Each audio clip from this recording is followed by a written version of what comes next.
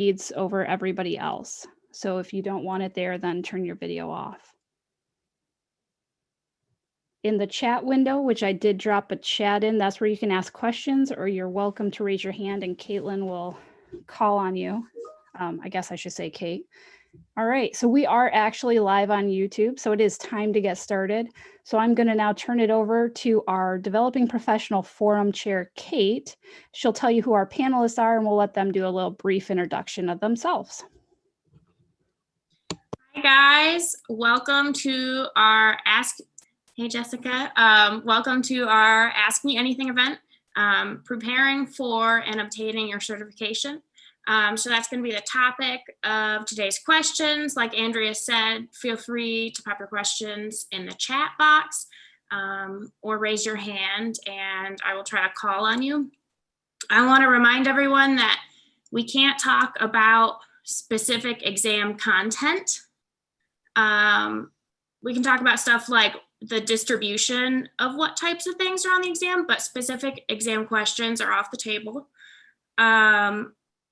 Our wonderful panelists all have their videos on. We have Kate DeAngelo, Heather Herrington, Jessica Lawless, and Mariane Wolfe. If you guys want to go around and give a brief little bio about yourselves, that would be awesome.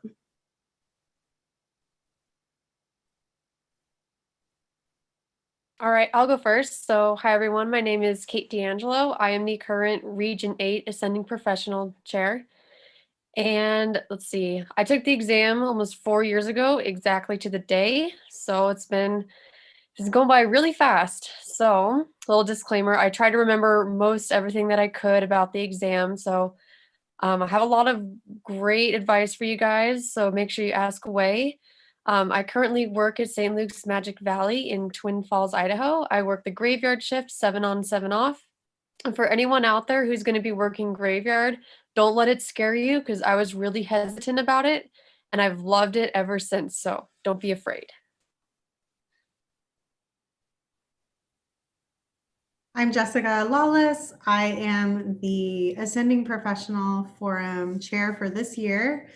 I graduated a little over 3 years ago, took my boards around that time. I am currently working at the St. Alphonsus Trauma Center in Boise, Idaho.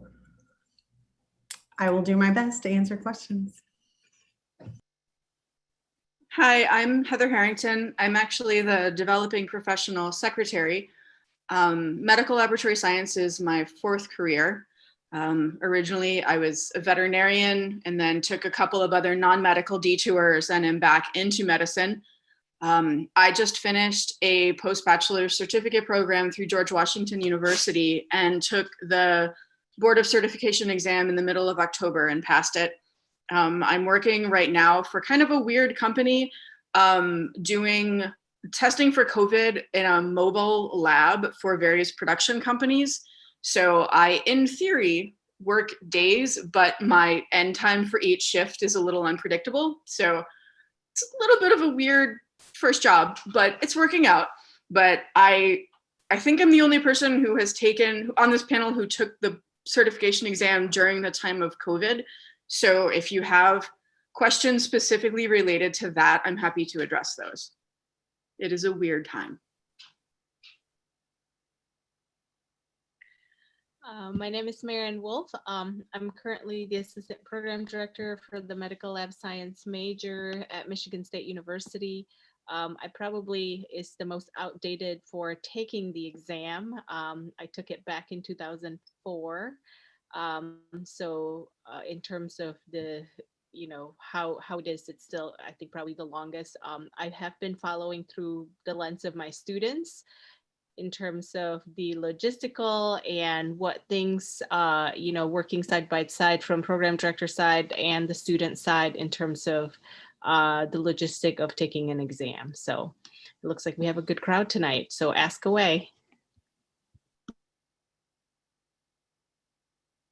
Thank you, guys. It looks like I have one question in the chat so far, kind of about the exam process. So this person asked, are we able to backtrack on the exam, skip questions, and go back? So if you guys just want to talk about more of the process and then include your answer to that question in that. When I took the exam, I took it at a like testing center where people take a bunch of different types of exams. And so like you could only have a whiteboard and a pencil or a whiteboard marker or whatever. And as far as, I mean, a calculator, you had some supplies that they gave you that everybody has access to. As far as questions, when I took the exam, you could mark a question for review. And so that allowed you at the end, you could go back and review all the questions that you marked, and you could potentially mark them all if you wanted. So that's the only way I went backwards. Like I didn't go back, I guess, in an internet sense. I just flagged it if I wanted to come back and think about it, or if I wanted to answer it later or review my answer. That's what I did. Yeah, the same applied when I took it. Because of the computer adaptive testing, to my knowledge, you have to answer every single one because that's how they kind of determine what question you'll be given next. But you are allowed to flag questions to go back and review them. And so when you're done with the exam, before you do the super scary click submit process, it'll give you the option to go back and review the ones that you flagged, or you can go back and review them all. But you have to answer before they'll let you go to the next question.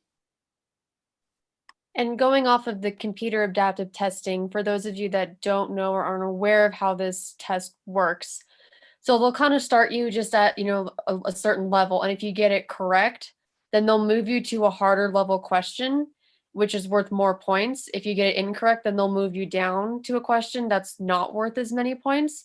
And so it's great if you can answer all of the easier level questions, but you may not get enough points to pass. And so as far as the review goes, just make sure you continue on with your test and, know that you'll have the chance to review at the end. But by the end of these 100 questions, your brain is going to be so exhausted and you're going to be so stressed out that I think the best thing to do is just really answer the best that you can. And something to keep in mind is really just stick with your gut, because usually your gut is correct a lot of the time. Don't overthink it. And so just do the best that you can and just know there will be stuff on this exam that you don't know, that you haven't covered, and that's okay. Don't psych yourself out completely. I remember logging on, question 1, I was like, I have no idea what this is. Here we go. So just keep going. Know that there's a light at the end of the tunnel, but you just have to keep going. Kind of coming off of that, the trust your gut. I am one of those people who takes a test, and I am 100% awesome at going back and changing right answers to wrong answers. And I talked to a friend about this, and she basically was like, my rule is if I have it narrowed down and I pick one, I will not change it unless I have an absolutely justifiable reason. Like I saw something later on in the exam that made me realize it was wrong, or I totally misread the question and absolutely know that it was wrong. But it's not just I picked A, that it could be B. Like, don't do that. Just, yeah. And if you see a question that throws you for a loop, try not to let it. Like my first question, I was like, oh God, but like, just carry on, keep a calm head, and yeah, go from there. But like Kate said, you are going to see stuff on the exam that you've not seen before, and try to not let that throw you off. Thanks, Heather. I see some more questions, a few questions about studying materials. Do you guys have any recommendations of good study materials you used, or study materials someone else used? So Sure, I'll go ahead and answer this. Oh, sorry, go ahead. No, go Okay. ahead, Kate. Okay. This book is kind of old. It's an older version, but it's the gold and yellow clinical laboratory science review book. I found it really helpful. I loved the review sections before the question sets. There aren't a ton of questions in this book, but the other study tool that I highly, highly recommend is Lab CE. I actually had a question on my exam that was identical. It was a picture fungal question. I don't remember what it was, but it was on my exam and it was from Lab CE. So please, I highly, highly recommend Lab CE. You can do a lot of picture questions on there, especially for the fungal organisms. The BOC also puts out their own review guide, which is really, really difficult questions. And so as you guys go through that book, if you go through that book, you're probably going to end up missing a lot of them. But the important thing to remember is don't just always focus on, well, I just got it wrong, I'm such a failure. You need to understand why you got it wrong. And you can really learn a lot from those difficult questions. So please don't get yourself down because those questions are really, really difficult. But if you're looking for something as far as what the board is going to ask you, I also recommend the BOC review guide. I used Lab CE almost exclusively. I also use the ASCP BOC book. It's like a blue book. What I recommend is going through and the ones that even the ones that you got right or the ones that you got wrong, they have the explanation at the bottom of like, this is why this answer was right. This is why this answer was wrong. You can learn a lot just from looking at that. Like, don't just go, oh, I got this wrong. This was the right answer, because you might get a similar question on the exam that one of the other answers is actually the correct answer. And if you go through and you read that explanation as far as why, A was right versus B was wrong, that might give you a hint on a question that you would see during the actual exam. And piggybacking off of that, read the right answers too, because you may have in your head, I got this right because of this, but actually you got it right for another reason. And it may be phrased differently on your actual exam. And so knowing the actual reason that you got it right, or maybe what you said was part of the whole, but they're going to ask for a different part on the BOC. So like read all those explanations on whatever study material that you use. I personally think that going through question after question, I also use Lab CE. I did so much Lab CE that I got to questions that my professors had never even seen. That's how many questions I did on Lab CE. So really obscure stuff in the end of that question bank, just saying, because I set my settings to never ask me the same question twice. And then the BOC book is good just because it has a lot of multi-part questions, and you'll just learn a lot just from reading the answers to the questions. Even if you don't do the questions themselves, read through the questions and all the answers. Yeah, I just wanted to add in terms of the how the brain works, retrieval practice is one of the better ways of studying. And in addition, some of the, a lot of the people on the panelists talk about knowing why the answer of certain things is wrong or correct. There is actually a correction things that occur when you read a question and then you got it wrong, and then you have to reread it and think about that question differently. You're actually correcting, how your brain works on at that point in time. So, and the more you practice that, the more you're not gonna do the same thing over and over again. So there's actually science behind it when you do retrieval practice to improve your score. And the other piece is to see the more questions you see, think about it, as a laboratorian, when you're working on the bench, some of your teachers are knowing things as second nature because they've been working there a long time. And this is just the more cases you see, the more lab results you see, you're gonna cement those foundation more than if you're just seeing certain cases once or twice, right? So there's that piece. And the third that I wanted to say about practice is, I think Kate alluded in the beginning about being, panicking after you see a question you don't know. The more you practice of seeing question you have never seen is the more you're going to be more calm during the actual exam. And the other piece is taking a 100-question exam, no matter who you are, it takes stamina, right? To read and focus for a couple hours, you know, for however long it takes you, that's going to take some stamina. So.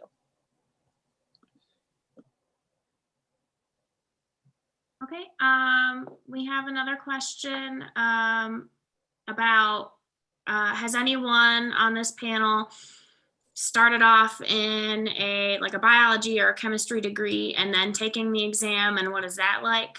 I don't know if that applies to anyone on this panel. I don't think anybody did, No, but I no, okay. wanted to say that I would say then look into the content of the exam, but it's really hard to get a handle of the content plus the practice piece of the board exam. I think there are things on the questions that are intentionally, it's not just book stuff, right? Like there are things that you're gonna need to know in practice So to yeah, pass. this degree was my second degree, and my first degree is in a core science. So I thought I was going to honestly go into it with a lot more knowledge than I did. So just because you have a degree in a core science, this is such a specific and such a technical area. The questions go into like troubleshooting what you might have done as a tech, you know, to a specimen. And I think that it would be infinitely difficult. And I actually think it's well worth the time and money to just go through a tech program, a lab scientist program, and get your education from those teachers that have that hands-on knowledge, because it's a very hands-on career path. Well, and I think there's also some degree of you have to be deemed eligible to sit for the Board of Certification exam. So that was one of the reasons why I went through an actual program. Like I have a fairly strong medical background, but the annoyance that it would have taken for me to be deemed eligible to sit for it made it worthwhile for me to just go through an actual certification program. And I'm glad that I did, because like Jessica said, there are some questions on there that even with a strong medical background, without a strong medical laboratory science background, it would have been even more challenging. Yeah, if you go on the BOC website under the certification that you want, MLT or MLS, it'll describe, and for MLS, I think there's 5 different routes you can take. It'll describe what you need to be eligible to take the exam. So that's definitely something to look into. I have another question for you guys. When should I choose an exam date? Should I aim for close to graduation, or should I give myself more time to study? All right, I'll go ahead and answer this question. So for us here in Idaho, how our program works is we finish all of our coursework in May, and then we do our 3-month summer internship, or it can be pushed to the fall, just depending on the student. And then I actually had extra time because I could not sit for the exam until my actual graduation date, which is the end of the term, whether that being the end of the summer or the end of the fall, when you're actually completed, because your internship for us is a part of our graduation program requirements. And so I had about 5 or 6 weeks before I was technically eligible to sit for the exam. So I studied during that. But what I would do for anyone else who is eligible to sit for the exam, like very soon after they're done with their internship program, is definitely go online, and you're more than welcome to set a testing date. They just won't let you pick a testing date before you're actually eligible to sit. Because if you at least pick a date, you have something to work towards. Because I'm sure a lot of us are procrastinators. And if you just keep putting it off and putting it off and putting it off, it's just so hard to try and buckle down and just study all your information. So as long as you pick a testing date, and I'm sure with COVID, it might be a little more difficult to get things scheduled, sooner rather than later. So pick a date, and at least you have something to work towards, and just buckle down and just get it done. Yeah, I can speak kind of toward the time of COVID. My clinical rotations were all pushed back because of COVID by like 6 to 8 weeks. And so I was scheduled to graduate at the end of the summer semester, and then everything got pushed back and I didn't finish my rotations until like the middle to the end of September. I went and registered to take the exam. I think I started my paperwork in like the middle of September, knowing that I was going to finish my rotations in the end of September. And when I was eligible to actually pick a date, I live in Pittsburgh, and the first date that was available to me was in January. And I was like, ha, no. And I looked within like a 4-hour radius of my house, and there was just nothing. And so I stalked the Pearson VUE website trying to find something earlier. And like literally multiple times a day, I would check their website, and I ended up registering for one in the middle of October, which I think from when I registered until when I took it, like when I picked that date, it was about 2 weeks. And I mean, honestly, right after you finish your rotations, it's all going to be fresh in your brain. And if you push it back and procrastinate, like Kate said, and don't take it for months, you're going to lose a lot of that, because like you've just used it, you've just been studying it, you've just been doing it. And so I personally would say, like, knock it out as soon as you can, and recognize that when you first look at the Pearson website, especially if you're looking now when they're catching up with COVID and being delayed by COVID and having reduced capacity, if you don't get the original date that you want, keep checking back, because people are canceling, and there's a very easy chance that you'll end up getting a date that's much nicer to you than something that's like 4 months in the future. I totally want to echo that mentality of get it done after your clinical rotations if you can. Like I studied really hard during my clinical rotations, like every rotation. In addition to the work that I was doing in clinicals, I was also using that lab CE and taking the questions in that pertain to that department that I was rotating through.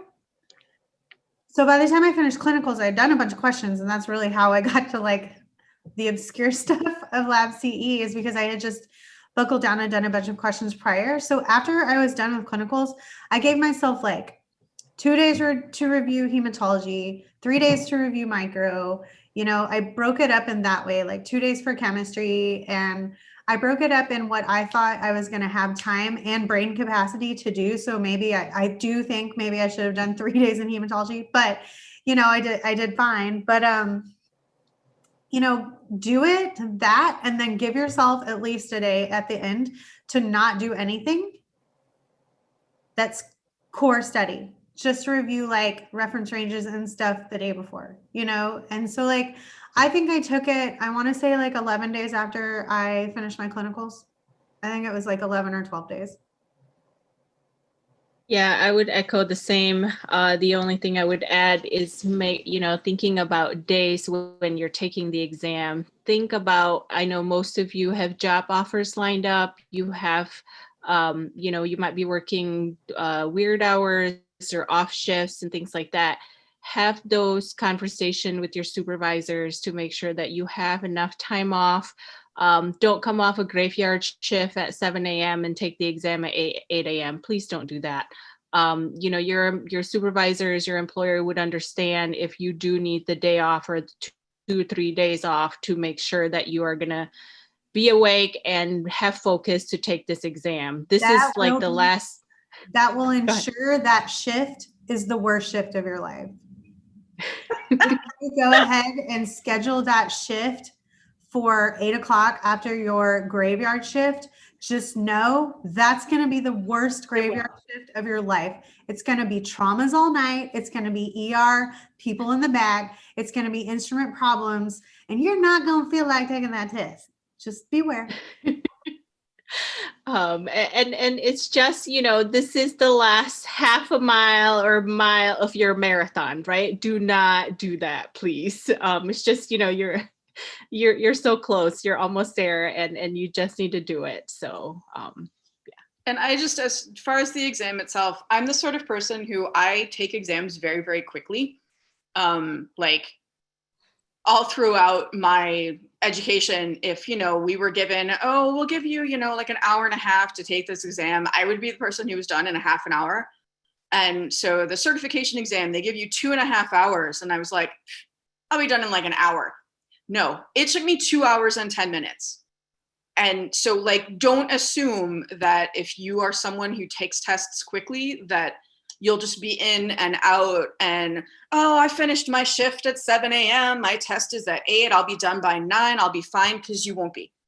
So like, please just recognize it's going to be a long day. I mean, the morning that I got there was another person taking an exam. I don't know what subject, but she was told that her exam was given, a 5-hour time limit, and shoot me before I have to take a test for 5 hours. But even I, with 2.5 hours, I was like, it's not going to take me 2.5 hours. Like, no way. Oh, it almost did.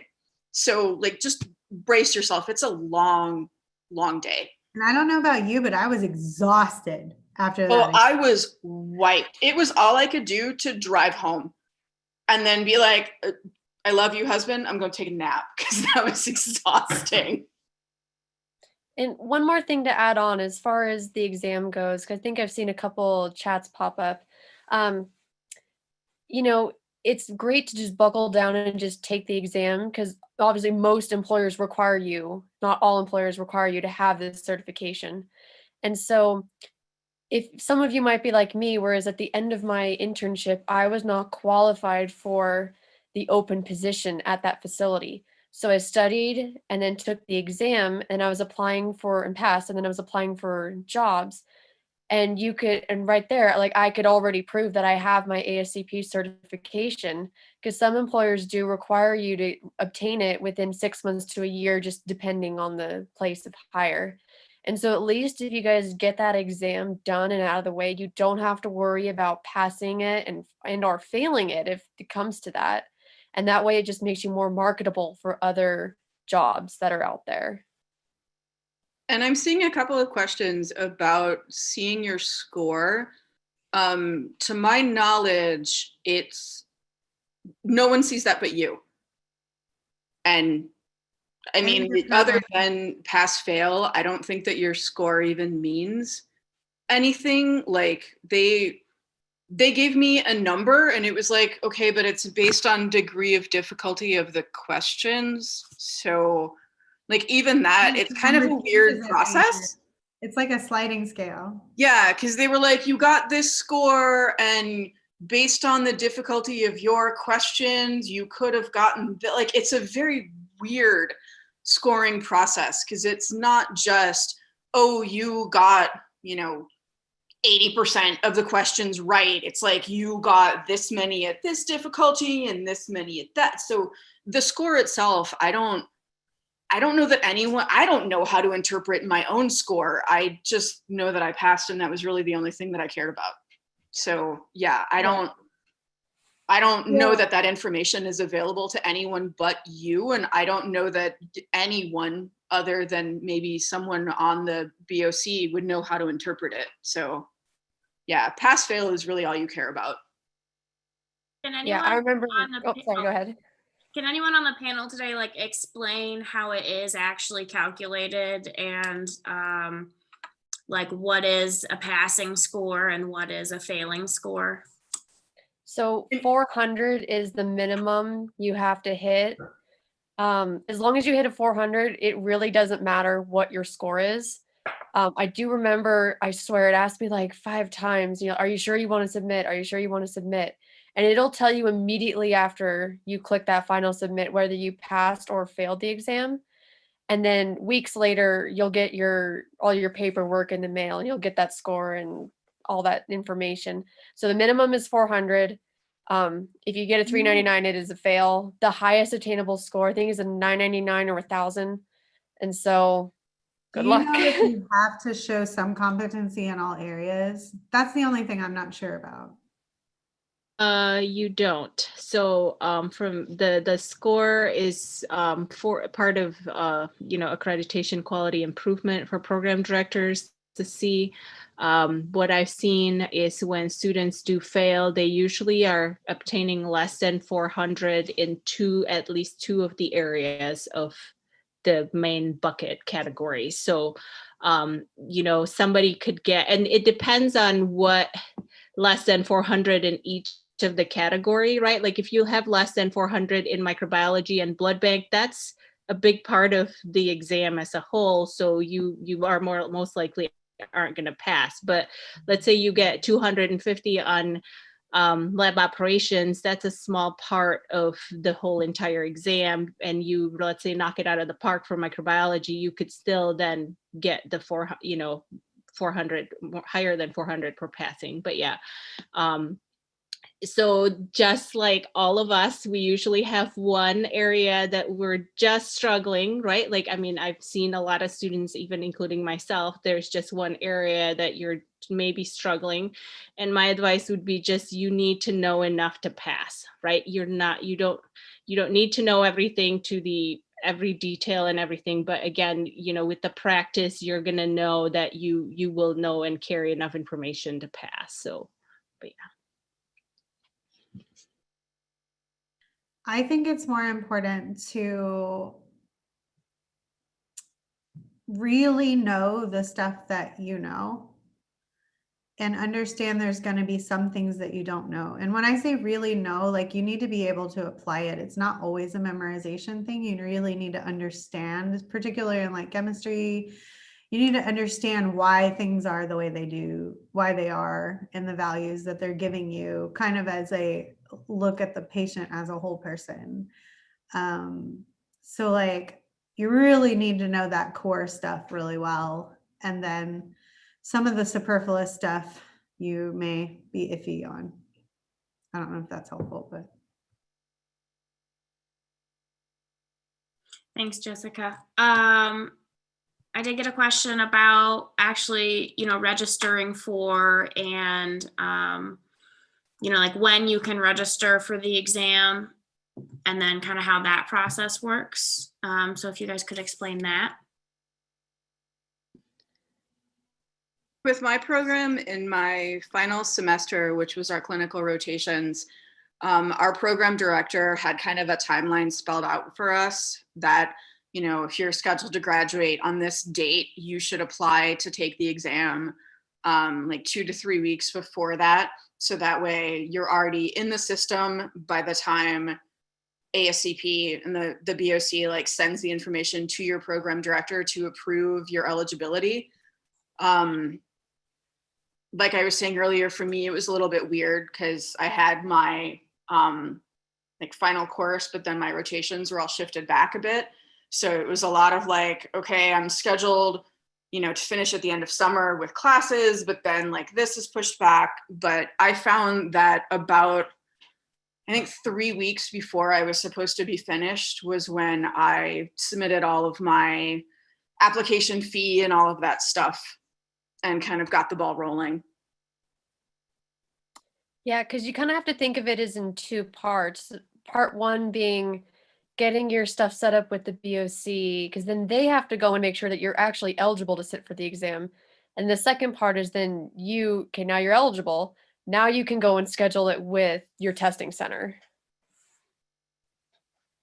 Well, and what I found when I scheduled mine is I'm the sort of person who will stalk websites. And so I don't know. I basically, from the moment that I registered to take the exam, I started checking the ASCP website to see if anything had updated, to see if my eligibility had changed. And eventually it said that it had, and that I was, eligible to schedule my exam itself, and that I would be hearing back from a testing center. And I think I waited like an hour before I just went to the testing website itself. I don't know that I ever got an email from ASCP saying that I was eligible to schedule my exam. It was just me checking their website repeatedly that told me that I could schedule it.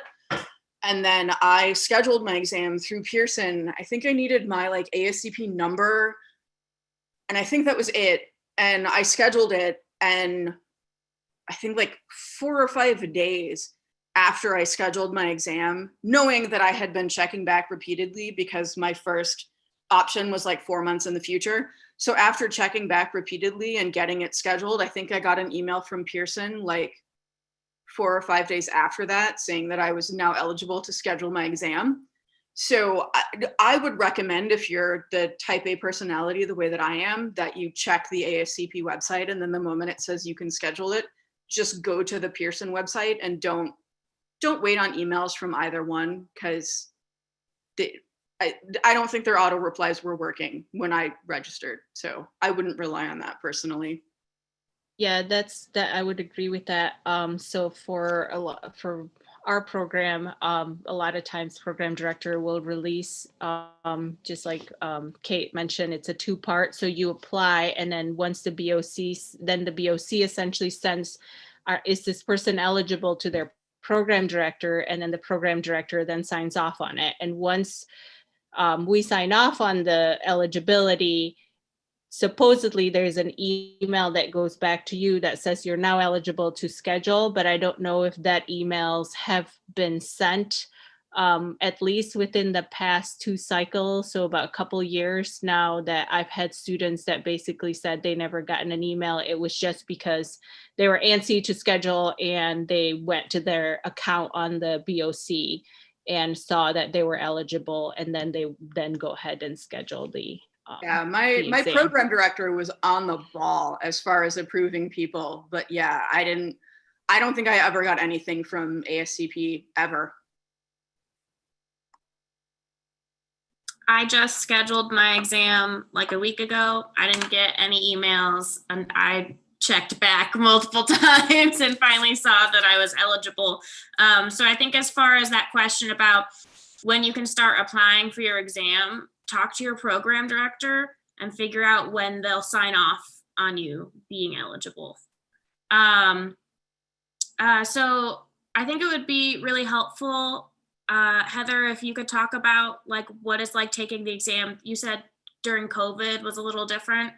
I assume there was mask wearing and that kind of thing. Could you describe that?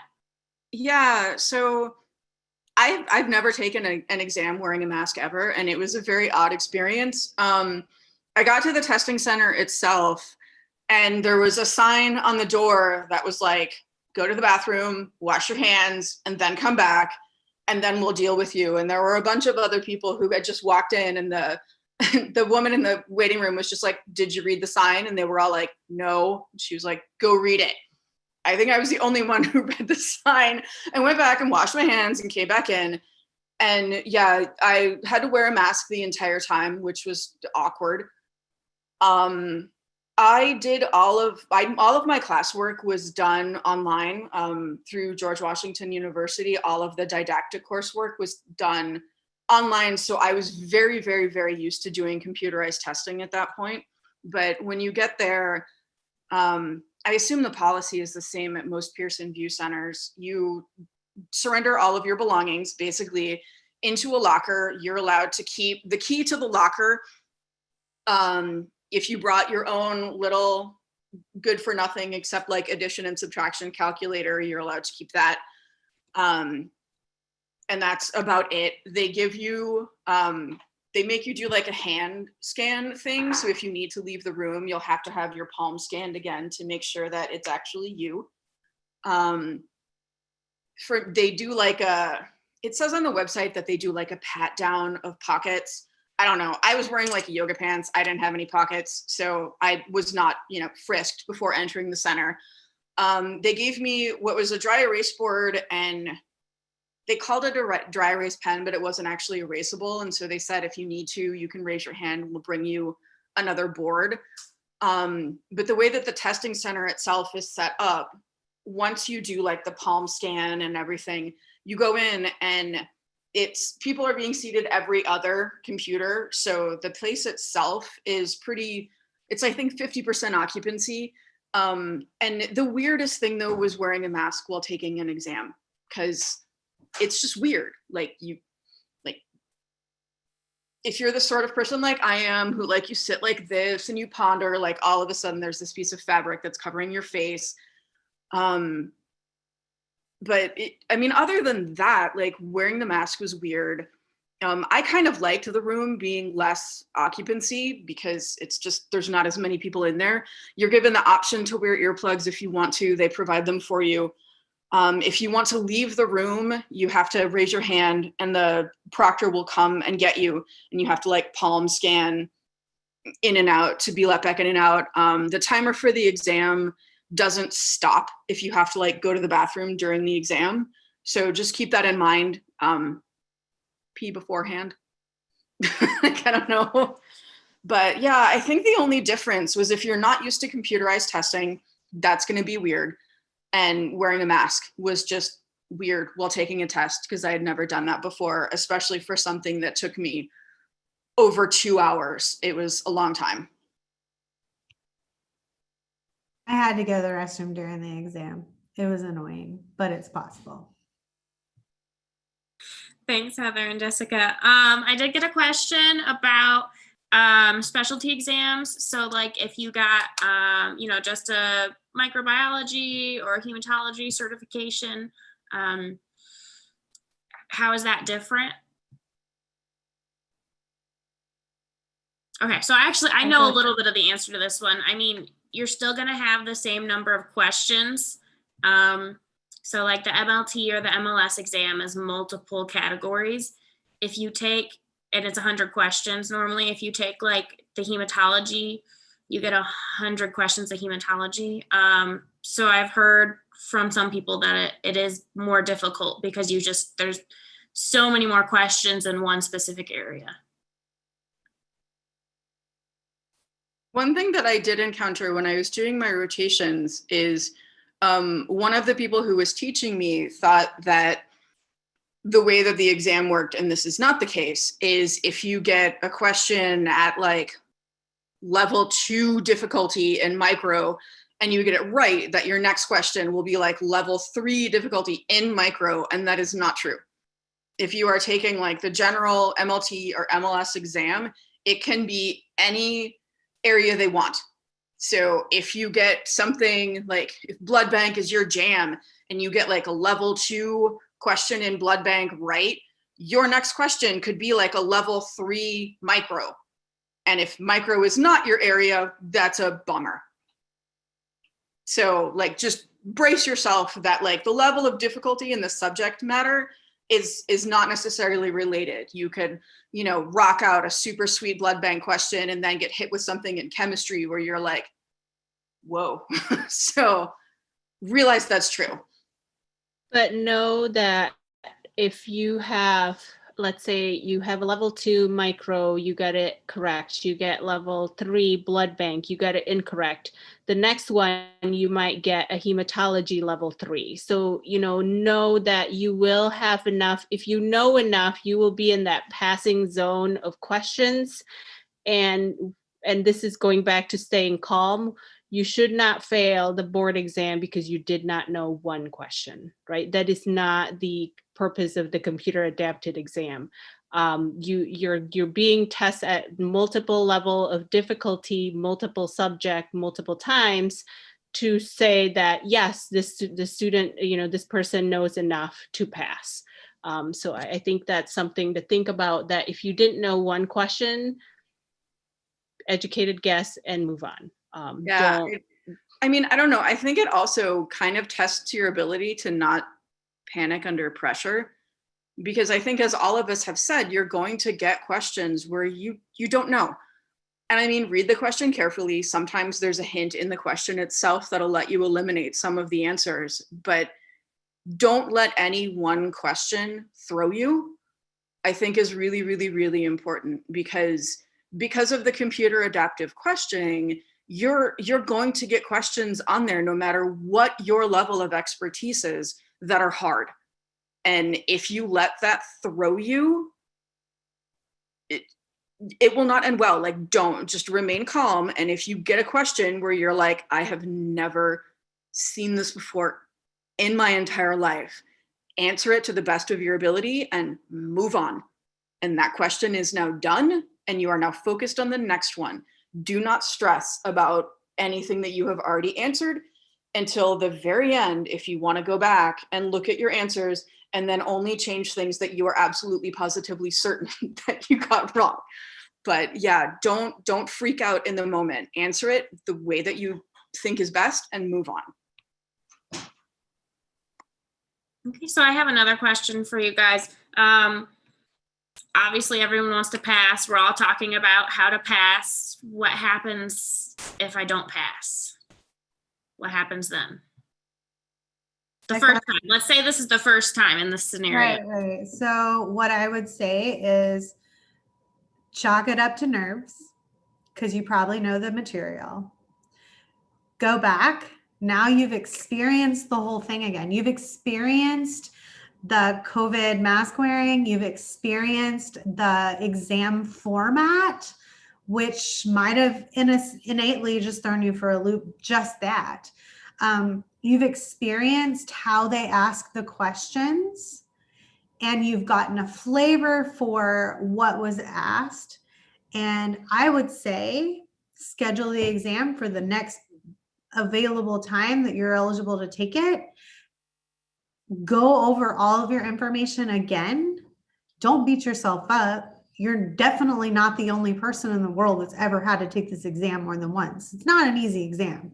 Like, with all the things that we're saying, like, it really boils down to, it's a hard exam, and just be ready that it's a hard exam, but it's a doable exam. So if you miss the mark, just give yourself a few more days to study, maybe take a few days off to breathe and let the nervousness subside. Sign up for the dang thing again, review your notes. Now you're going into it and you have fewer surprises. You have fewer things that are going to throw you off your game. You already know how it's going to go as far as getting into the room and how long before the exam you need to quit drinking water so you don't have to take 4 pee breaks. Maybe you're like Heather and you're used to blowing through tests and it took you 2 hours. Being aware of that about yourself, like, just it's an experience that you've had again. Now it's just an old hat. You go in and bust it out. Well, and honestly, I mean, I know that they have the percentages of like each subject that people are supposed to get, but I was talking to someone who the first time that she took it, she failed it because she got like 8 or 9 questions on like semen analysis, and she was like, I never studied that. So like, realistically, you might be the person who gets like the weird exam where you have a bunch of questions that are like, huh. And I mean, if you're that person, you know, that's unfortunate, but chalk it up to, oh, I got a weird version of the test. Like, do everything that Jessica said, where, you know, now you have advantages of you've been there before, and go in your next time knowing that you're better prepared.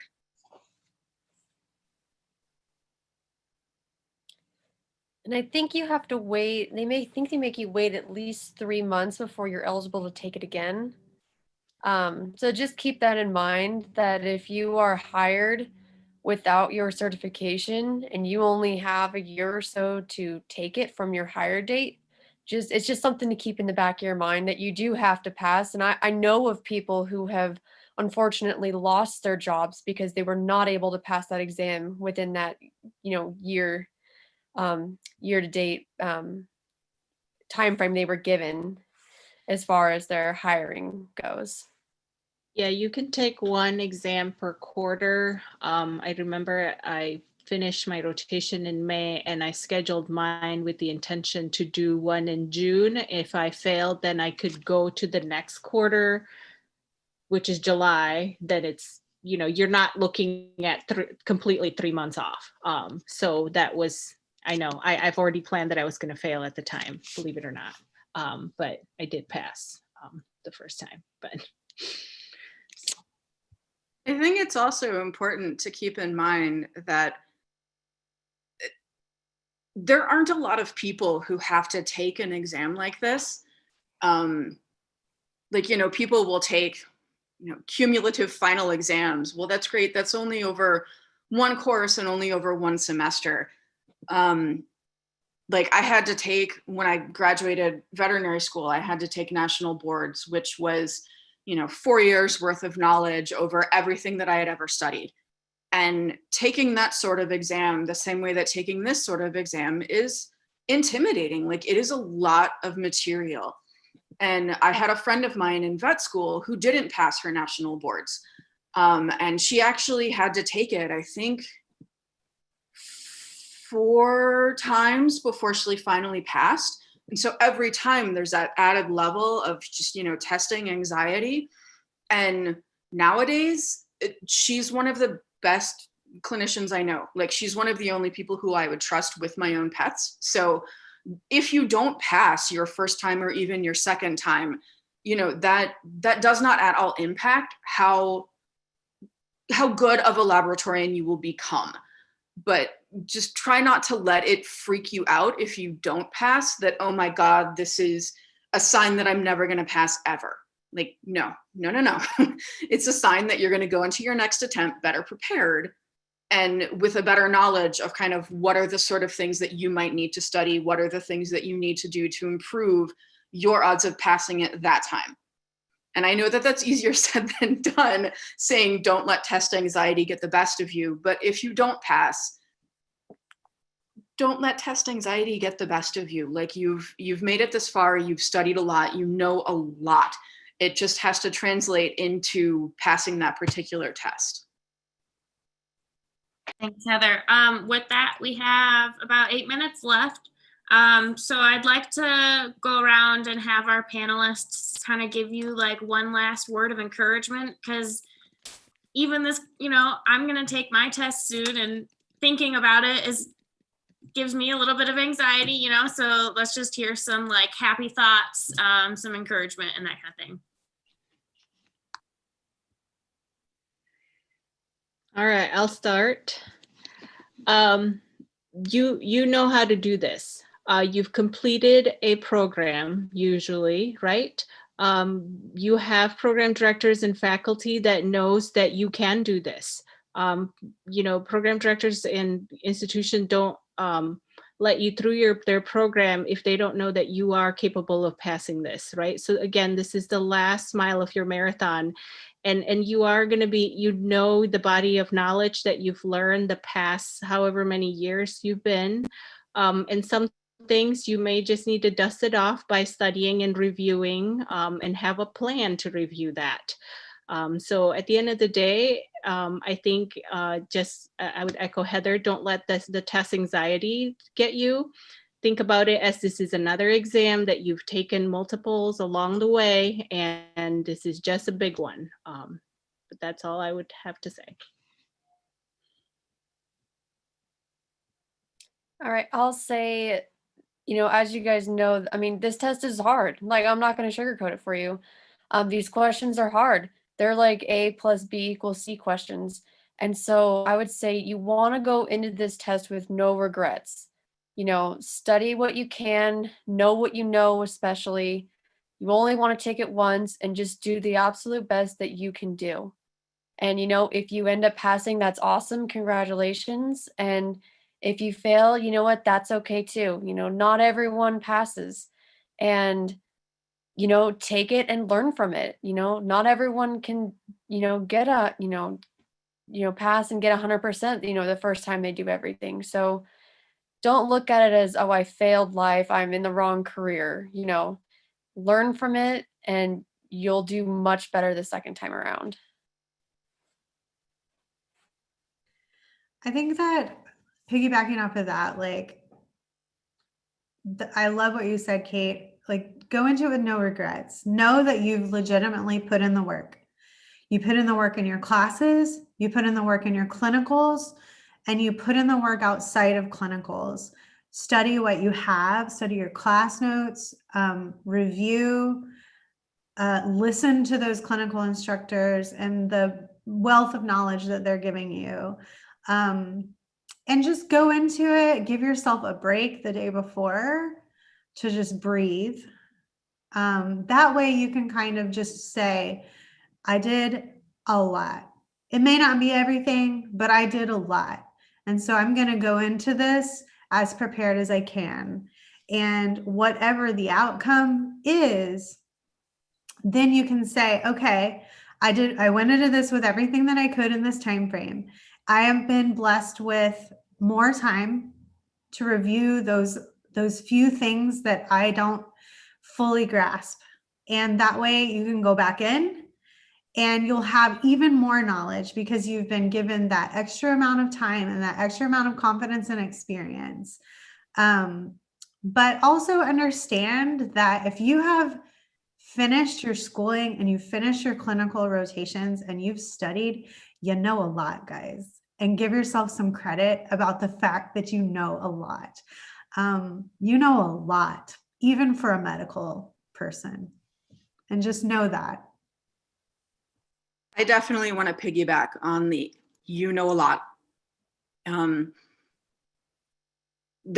So even with a veterinary doctorate, like there was stuff that I encountered during my coursework for medical laboratory science that I had not seen before. You will know things that physicians don't know. You will know things that nurses don't know. And this is regardless of whether you pass the exam on your first time or not. Like, you have learned an immense amount of material, and summarizing all of that learning into one exam is really, really hard. If you pass it, by God, congratulations, you by far have earned it, because I know how much you have learned. If you don't pass it, that doesn't mean that you didn't still learn a ton. And that doesn't mean that you won't go out and crush it the next time you try to take the exam. But just recognize how hard you have worked. Know that you killed it in your classes.